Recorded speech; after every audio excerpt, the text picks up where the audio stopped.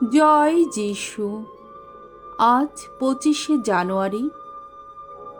আজ মাতা মণ্ডলীতে পালন করা হচ্ছে প্রেরিত সাধু পলের মন পরিবর্তন দিবস।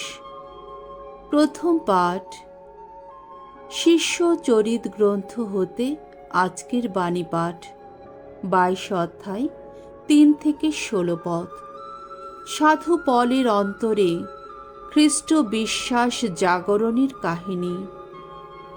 পলের প্রতি জেরুসালেমের ইহুদিদের আক্রোশ সেদিন চরমে উঠছে। পল তখন তাদের সামনে দাঁড়িয়ে এই কথা বললেন, আমি একজন ইহুদি, সিলিশিয়ার তার্সাস নগরে আমার জন্ম, কিন্তু মানুষ হয়েছি এই নগরে।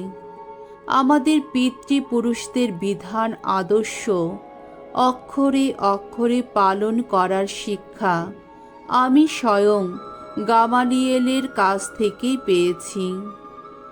ঈশ্বরের মর্যাদা রক্ষার জন্যে আমারও গভীর আগ্রহ ছিল, যেমন আপনাদের সকলেরই আজ রয়েছে। এই খ্রিস্টীয় ধর্মমতের অনুগামী যারা, আমি তখন তাদের বহু নির্যাতন করেছি, তাদের হত্যা করতেও ছাড়িনি। পুরুষ নারী সকলকেই বন্দি করে কারাগারে পাঠিয়েছি। এই বিষয়ে মহাযাজক নিজে এবং প্রবীণদের গোটা পরিষদই আমার সাক্ষী। আমি তো একদিন তাদের কাছ থেকেই ধর্মভাইদের নামে পত্র নিয়ে দামাস্কাসের পথে রওনা হয়েছিলাম। আমার উদ্দেশ্য ছিল এই যে, সেখানে ওদের যত লোক আছে তাদেরও বন্দি করে শাস্তি দেবার জন্যে জেরুসালেমে নিয়ে আসব। পথ চলতে চলতে আমি দামাস্কাসের বেশ কাছেই এসে গেছি। এমন সময় হঠাৎ দুপুর 12টা নাগাদ একটি তীব্র আলো আকাশ থেকে নেমে এসে আমার চারদিকে জ্বলতে লাগলো। আমি মাটিতে পড়ে গেলাম এবং শুনতে পেলাম কার যেন কণ্ঠস্বর আমাকে বলছে, শোল শোল, কেন আমাকে নির্যাতন করছো? আমি উত্তর দিলাম, আপনি কে প্রভু? তিনি তখন বললেন, আমি নাজারেতের যিশু, যাকে তুমি নির্যাতন করছো। এদিকে আমার সঙ্গীরা সেই আলো দেখতে পেয়েছিল, কিন্তু যিনি আমাকে ওই কথা বলছিলেন তারা তার কণ্ঠস্বর শুনতে পায়নি। আমি তখন জিজ্ঞেস করলাম, এখন আমার কি করা উচিত প্রভু? প্রভু উত্তর দিলেন, এখন ওঠো, দামাস্কাসে যাও। যেসব কাজকর্ম তোমাকে করতে হবে বলে ঠিক করা আছে, সেই সব কাজকর্মের কথা তোমাকে সেখানেই বলে দেওয়া হবে।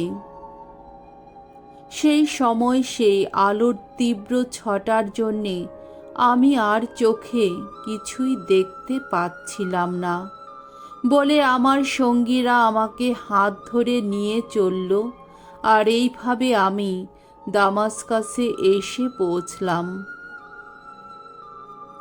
সেখানে আনানিয়াস নামে একজন লোক আমার কাছে এলেন। বিধান পালনের দিক থেকে তিনি ছিলেন ভক্তিপ্রাণ মানুষ। দামাস্কাসের সমস্ত ইহুদি অধিবাসীরা তার সুখ্যাতি করত। তিনি আমার কাছে এসে পাশে দাঁড়িয়ে বললেন, ভাই শোল, দৃষ্টিশক্তি আবার ফিরে পাও তুমি। আর সেই মুহূর্তেই আমি দৃষ্টিশক্তি ফিরে পেলাম, সামনে তাকে দেখতেও পেলাম। তখন তিনি বললেন, আমাদের পিতৃপুরুষদের ঈশ্বর তোমাকে মনোনীত করেছেন। তিনি চেয়েছেন তুমি তার ইচ্ছা জানতে পারবে, সেই ধর্মাত্মাকে দেখতে পাবে এবং তার নিজের কণ্ঠস্বর শুনতেও পাবে।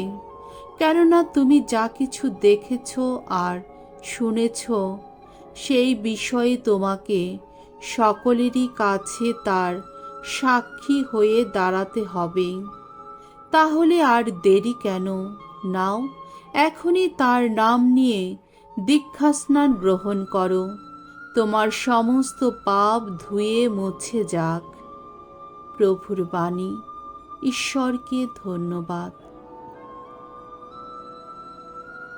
সাম সঙ্গীত 117 অধ্যায় 1 থেকে 2 পদ।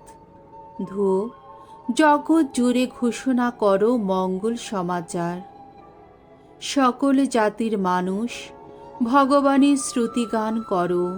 সকল দেশের মানুষ, গাও তার গৌরব গাথা। আহা, আমাদের প্রতি তার ভালোবাসা কতই গভীর! ভগবানের বিশ্বস্ততা সে তো চিরন্তন। বাণী বন্দনা। জয় জয় প্রভুর জয়। শিষ্যরূপে তোমাদের বেছে নিয়েছি আমি তো চেয়েছি এমনই কাজ করো তোমরা সবাই, যার ফল হবে চিরস্থায়ী। জয় জয় প্রভুর জয়। মঙ্গল সমাচার। মার্ক রচিত মঙ্গল সমাচার 16 অধ্যায় 15 থেকে 18 পদ। বিশ্ব সৃষ্টির কাছে তোমরা ঘোষণা করো মঙ্গল সমাচার। 11 জন প্রেরিত দূত যখন একসঙ্গে খেতে বসেছেন, তখন যিশু তাদের কাছেই দেখা দিলেন। তিনি তাদের বললেন, তোমরা জগতের সর্বত্রই যাও, বিশ্ব সৃষ্টির কাছে তোমরা ঘোষণা করো মঙ্গল সমাচার। যে বিশ্বাস করবে আর দীক্ষা স্নাত হবে, সে পরিত্রাণ পাবে। যে বিশ্বাস করবে না, সে কিন্তু শাস্তি পাবে। যারা বিশ্বাস করবে, তাদের সমর্থনে তখন ঘটতে থাকবে এই সব অলৌকিক ঘটনা। তারা আমার নামে অপদূত তাড়াবে। তারা নতুন নতুন ভাষায় কথা বলবে। তারা হাতে করে সাপ তুলবে, আর মারাত্মক বিষ খেলেও তাদের কোনো ক্ষতি হবে না। তারা রুগীদের ওপর হাত রাখলেই রুগীরা ভালো হয়ে উঠবে। প্রভুর মঙ্গলময় বাণী। খ্রিস্ট প্রভু তোমার প্রশংসা হোক।